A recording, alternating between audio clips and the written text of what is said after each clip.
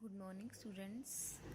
आज हम कर रहे हैं क्लास 8 के lesson 3 glimpses of the past के questions working with the text के। तो question number 1 is, do you think the Indian princes were short sighted in their approach to the events of 1757। ये बेटा प्रिंसेस है, यहाँ पे double S नहीं है, सिंगल एस है। डबल एस लगाते हैं तो इसका मतलब बन जाता है राजकुमारी, लेकिन यहाँ पे CES सिंगल लगा हुआ है एस, तो इसका मतलब है जो राजा थे, इंडियन राजा थे, वो शॉर्ट साइटेड कैसे थे। शॉर्ट साइटेड होते हैं जिनकी दूरदृष्टि कम थी, मतलब वो आने वाले खतरे को भाप नहीं रहे थे भी अंग्रेज उनका शोषण कर रहे हैं, उनके सारे राज्यों को अपने वश में ले रहे हैं। ठीक है, शॉर्ट साइटेड नहीं थे वो। Approach to the events of 1757, 1757 के जो इवेंट्स थे, जो मतलब उन दिनों में जो घटनाएं हो रही थी, इवेंट्स हो रही थी, उनकी अप्रोच में क्या आप सोचते हैं कि राजा थे जो इंडिया के, वो शॉर्ट साइटेड थे? इसका आंसर है यस, हाँ वो शॉर्ट साइटेड थे। Yes they were short cited. क्यों शॉर्ट साइटेड थे? क्योंकि वो आपस में ही लड़ते रहते थे राजा। उनको ये नहीं दिख रहा था कि अंग्रेज उनके राज्यों को हड़पना चाहते हैं। वो आपस में ही छोटी छोटी बातों पे आप लड़ते रहते थे और इस तरह से उन्होंने अपना राज अंग्रेजों के हाथ में सौंप दिया। Now question number 2 is, how did the East India company subdue the Indian princess?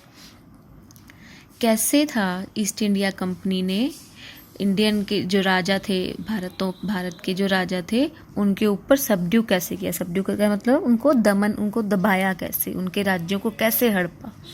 तो इनका आंसर है द रिवेलरीज। रिवेलरीज का मतलब होता है लड़ाइयाँ, हम इनको फाइट्स भी बोल सकते हैं।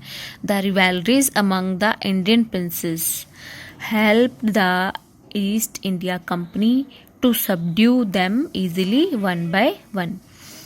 जो राजाओं के बीच में, भारतीय राजाओं के बीच की जो लड़ाइयाँ थी, वो उसने हेल्प की east India company. East India company क्या है?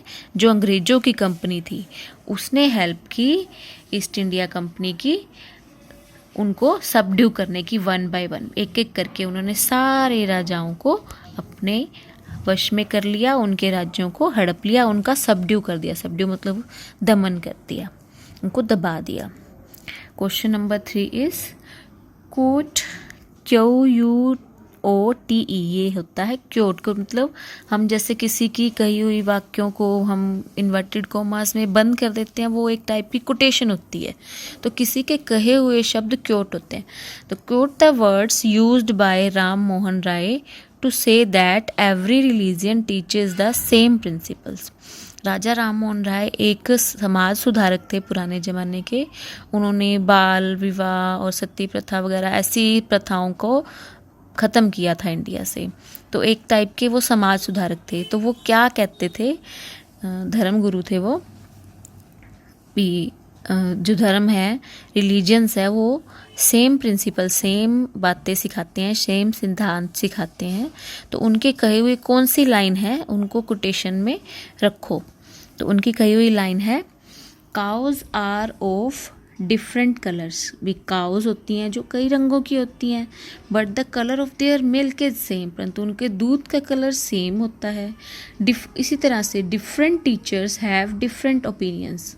जो टीचर्स होते हैं उनकी अलग अलग ओपिनियन होती है, अलग अलग राय होती है, बट द एसेंस, उनका जो निचोड़ है, उनका जो मतलब उनकी जो शिक्षा मिलती है, निचोड़ का मतलब, एसेंस का मतलब शिक्षा, of our every religion is same.